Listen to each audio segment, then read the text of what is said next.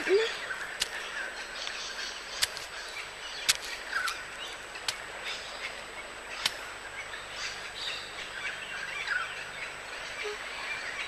កាត់ទៅមនុស្សយើងប្រែប្រួលមិនទៀងសោះខ្ញុំសែងអាណិតដល់សុភានណានាងជាមនុស្សដែលមិនចេះនិយាយច្រើនបងស្បាត់ជាមួយខ្ញុំបានទេបងថាបងស្រឡាញ់តែរសិកាម្នាក់គត់បើបងស្បាត់បំពេញឲ្យពោះចិត្តស្លាប់បានទេពុទ្ធអូននៅតែមិនយល់ចិត្តបងទៀតអូនគ្រាន់តែដឹងថាបងស្រឡាញ់តែអូនទៅបានហើយពីសម្បត្តិណាគ្រាន់តែជាពាក្យតល់ច្រកប៉ុណ្ណោះចាំបាច់ស្បត់ធ្វើអីយើងនៅក្បែរគ្នាច្រើនឆ្នាំហើយតាអូននៅមិនយល់ចិត្តបងទៀតណាខ្ញុំយល់ប៉ុន្តែថ្ងៃខាងមុខគ្មានអ្នកណាអាចស្មានបានទេឥឡូវនេះបងស្បាត់ឬក៏មិនស្បាត់បើបងមិនស្បាត់មានន័យថាបងគ្មានន័យអ្វីទាំងអស់តែឥឡូវបើគេស្បត់ទៅគេមានគ្រប់គ្នាគេប្រហែលជាស្បត់ហើយមានចរិតឆ្មាំឆ្មៃក្រអើតក្រតោមានចរិតបរទេសចំណែកសុភាទុនភ្លុំចប់រសាភាពស្រឡាញ់ស្មោះមានលក្ខណៈជានារីខ្មែរអូខេបងស្បត់ក៏បានខ្ញុំបេនលីសូមសច្ចាថាខ្ញុំស្រឡាញ់តែរសិកាម្នាក់គត់បើខ្ញុំក្បត់នាងសូមឲ្យពោះចិត្តខ្ញុំស្លាប់ចុះ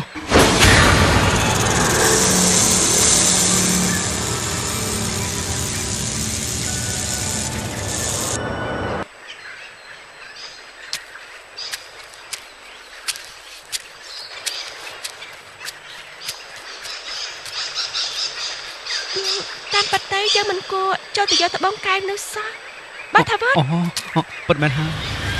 មើលតបងដូចជាមិនចាប់អារម្មណ៍ជាមួយនឹងខ្ញុំទាល់តែសោះបងអស់ចិត្តពីខ្ញុំហើយមែនទេស្ថានភាពបែបនេះទៅហើយអូននៅតែយកស្នេហ៍ខ្ញុំពីឡើងទៀតល្អពួកជិះចាប់គ្នាត្រឹមនឹងចឹងសុភាបងគ្មានអីចឹងទេស្ដាប់បងសិនសុភាស្ដាប់បងសិនជប់សិនសុភាចាំខ្ញុំហើយបាពីតូចាំខ្ញុំហើយ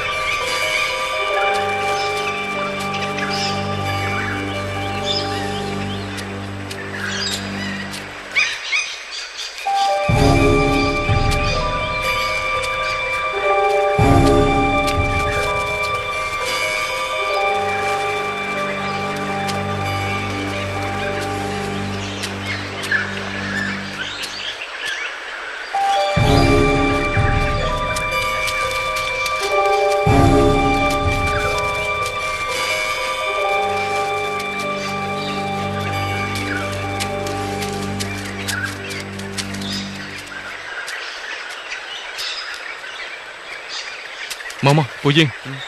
នេះហើយគឺច្រកចូលមែនហើយចាប់ទៅ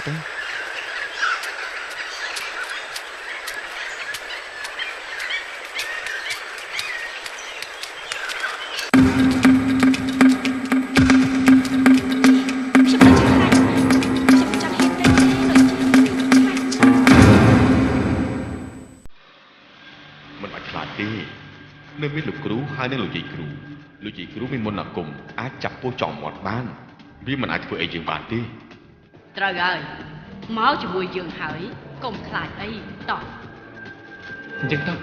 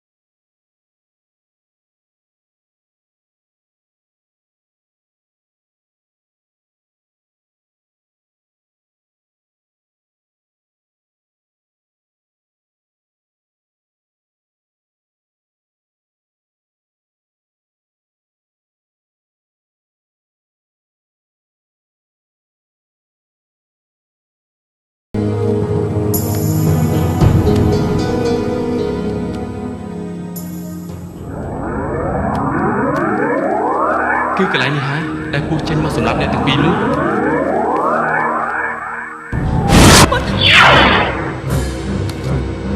ដល់លេងនេះវិជ្ជានេះទៅយើងអាចប្រគល់ត្បូងពេជ្រនេះឲ្យទៅពួកឯងដល់លេងនេះវិជ្ជានេះឲ្យជឿដូចជាងាយពេកហើយយើងមិនងាយចាញ់បោកឯងដោយងាយនោះទេកុំច្រឡំឲ្យសោះឯងជួយមកកន្លែងយើងហើយឯងហ៊ានប្រហែលជាមួយយើងទៀតយើងនឹងសម្រាប់ពួកឯងចោលទាំងអស់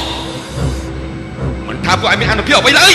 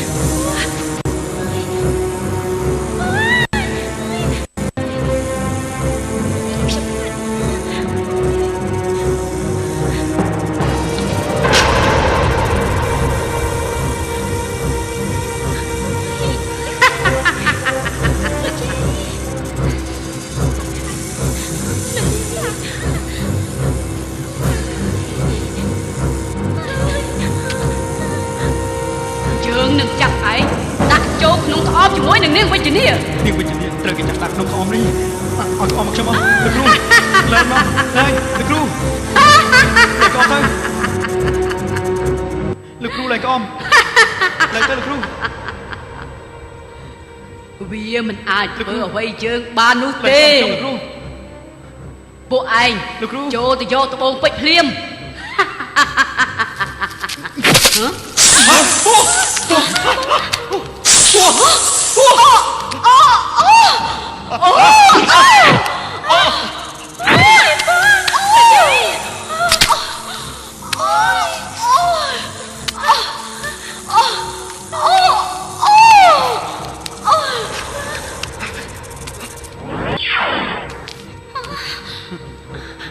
បងក៏មិនដឹងចិត្តខ្ញុំអី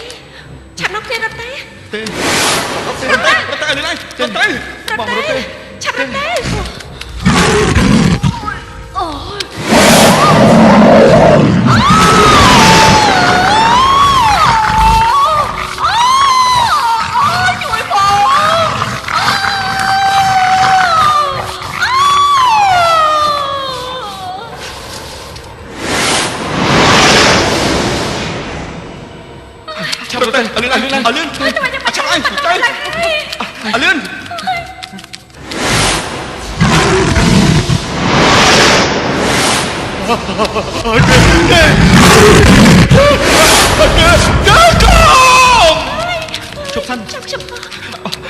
ខ្ញុំអាចឲ្យវិជ្ជនានឹងមិនអាចបានទេខ្ញុំនឹងទៅអបទៅរកវិជ្ជនាវិញ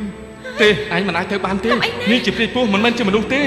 នាងមិនអាចគ្រប់គ្រងអារម្មណ៍ខ្លួនឯងបានបើសិនជាឯងទៅនាងនឹងសម្រាប់ឯងទោះបីជានាងជាព្រាយពោះក៏ដោយខ្ញុំមិនអាចទុកឲ្យនាងម្នាក់អាចបានឡើយនេះបងឈួតហើយ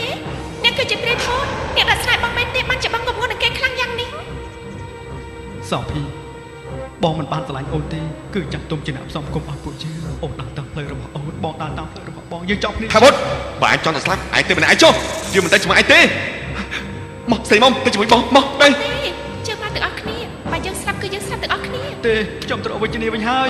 ទៅឆាប់ទៅស្អីមកម្នាក់មកថាបុតសូភាវិជ្ជនា